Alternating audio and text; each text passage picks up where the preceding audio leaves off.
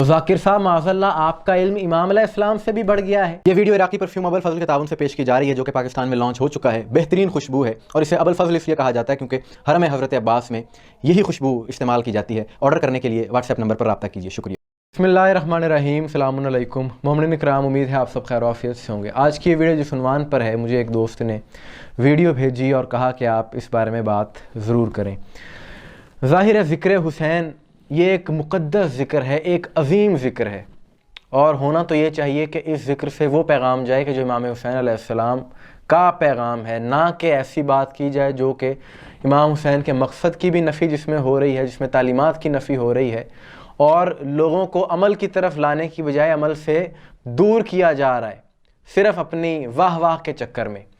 یہ ایک ذاکر صاحب مجلس کے دوران، مجلس وہ پڑھ رہے ہیں اور مجلس کے دوران اذان ہوتی ہے، تو اذان سننے کی بجائے کہتے ہیں کہ نہیں اذان سننے کی کوئی ضرورت نہیں ہے، کیونکہ ہم جو کر رہے ہیں یہ ایک بہت بڑی عبادت ہے، اس سے بڑی عبادت ہے ہی کوئی نہیں۔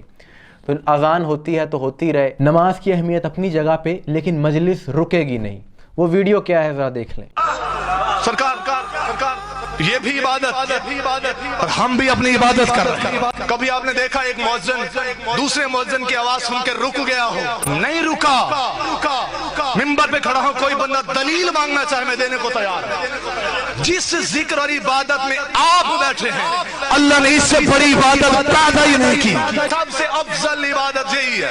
اس بارے میں آپ کے سامنے 4 نقطے رکھوں گا، اور آپ نے ان کو سوچنا ہے، انصاف کرنا ہے پھر کہ صحیح کیا ہے، غلط کیا ہے۔ اور چاروں واقعات امام حسین علیہ السلام کی زندگی سے، واقعہ کربلا سے ہوں گے۔ اور پھر ذاکر صاحب کو بھی یہ سوچنا چاہیے کہ کاش کہ امام کی زندگی سے ہم نے اگر کوئی درس لے لیا ہوتا تو اپنی مرضیاں دین میں شامل کرنے کی نوبت ہی نہ آتی۔ پہلا نقطہ، امام حسین علیہ السلام کا ذکر، مظلوم کربلا کا ذکر۔ ظاہر ہے کربلا کو یاد کیا جاتا ہے نا، تو ہم دیکھ لیتے ہیں کہ امام علیہ السلام نے کربلا میں کیا عمل کیا۔ تمام مستند مقاتل کی کتب میں یہ چیز درج ہے، مقتل لاہوف ہو، دمت الثاقبہ ہو، شیخ مفید کا مقتل ہو، یہاں تک کہ اہل سنت کتب میں بھی یہ روایت نقل ہے۔ اور اسکرین شاٹ آپ اپنی اسکرین پر دیکھ رہے ہوں گے، مقتل لاہوف، سید ابن طاؤس، پورے مقتل کا حوال بیان کرتے ہوئے واقعہ کربلا کا۔ پھر باب اس میں آتا ہے نماز ظہر عاشورہ، اس میں لکھتے ہیں کہ جیسے ہی نماز ظہر کا وقت ہوا تو امام حسین علیہ السلام نے زہیر بن قین اور سعید ابن عبداللہ کو حکم دیا کہ وہ چند اصحاب کے ساتھ ان کے سامنے صف بنا کر کھڑے ہو جائیں۔ چنانچہ امام علیہ السلام نے دیگر اصحاب کے ساتھ نماز ظہر جماعت کے ساتھ ادا کی۔ اسی اثناء میں دشمن نے امام حسین کی طرف تیر برسانا شروع کیے، تو سعید ابن عبداللہ آگے بڑھے، امام کے مقابل کھڑے ہو کر تیروں کو اپنے سینے سے روکنے لگے، یہاں تک کہ نڈھال ہو گئے اور زمین پر گرے۔ اللہ اکبر، ہمارے لاکھوں سلام شہدائے کربلا پر۔ سوال یہاں پر یہ پیدا ہوتا ہے کہ تیروں کی چھاؤں میں، تیروں کی بوچھاڑ میں امام حسین علیہ السلام نے سب کچھ روک کر نماز ظہر ادا کی جماعت کے ساتھ۔ یعنی آپ جس امام کی مجلس پڑھ رہے ہیں اور سننے والے سن رہے ہیں، اس مظلوم امام نے کربلا میں کیا درس دیا؟ ذاکر صاحب معاذاللہ آپ کا علم امام علیہ السلام سے بھی بڑھ گیا ہے۔ امام نے تو کہیں نہیں فرمایا کہ رہنے دو، نماز کو چھوڑ دو، کوئی ضرورت نہیں ہے، حالانکہ وارث دین ہے۔ بات یہ ہے جس دن سامعین نے، جو سننے والے ہیں، انہوں نے خود مطالعہ شروع کر دیا، سیرت اہل بیت پڑھی، قرآن ترجمے کے ساتھ پڑھا، تو یقین کیجئے ایسے جال سازوں کی دکانیں اپنے آپ بند ہو جائیں گی۔ دوسرا نقطہ جو کہ اسی حوالے سے ہے، شہدائے کربلا میں اصحاب باوفا میں سے ایک باوفا صحابی حضرت ابو ثمامہ، جو کہ مولا علی کے بھی صحابی رہے اور کربلا میں امام حسین علیہ السلام کے بھی ساتھ رہے، آخری وقت میں جنگ کے دوران فرمایا امام سے کہ مولا بڑی خواہش ہے کہ زندگی کی آخری نماز آپ کی قضا میں ادا کروں۔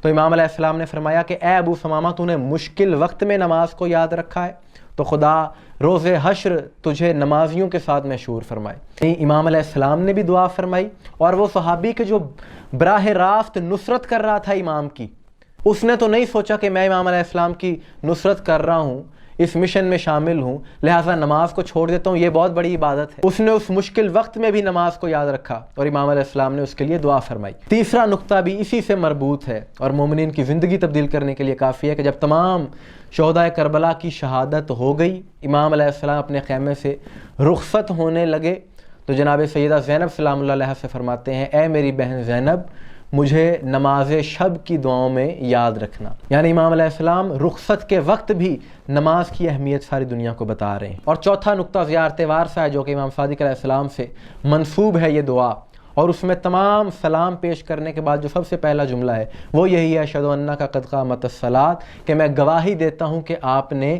نماز کو قائم کیا۔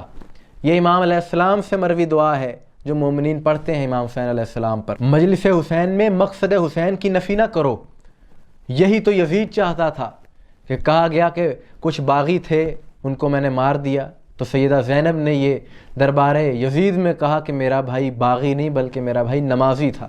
کہ یہ جو روش عام ہو رہی ہے کہ مجالس کے دوران نماز کا وقت ہو جاتا ہے، مجلس جاری رہتی ہے، نماز کے لیے وقفہ نہیں کیا جاتا، ایسا ایک جگہ پہ نہیں ہے، کئی جگہ پہ ہے، میں نے خود مشاہدہ کیا ہے۔ ذکر حسین بے شک عبادت ہے، اور یہ عبادت اہل بیت کی بارگاہ میں قبول اس وقت ہوگی کہ جب نماز کا وقت ہو اور اسوہ حسین پر عمل کرتے ہوئے نماز بھی ادا کی جائے، اس کے بعد پھر سے ذکر حسین جاری رکھا جائے، کیونکہ امام حسین علیہ السلام نے میدان کربلا میں جنگ روک کر نماز ادا کر کے بتایا ہے کہ نماز ہم سے جدا نہیں اور ہم نماز سے جدا نہیں۔ مومنین اکرام، آپ کی اس حوالے سے کیا رائے ہے کمنٹس میں ضرور بتائیے گا۔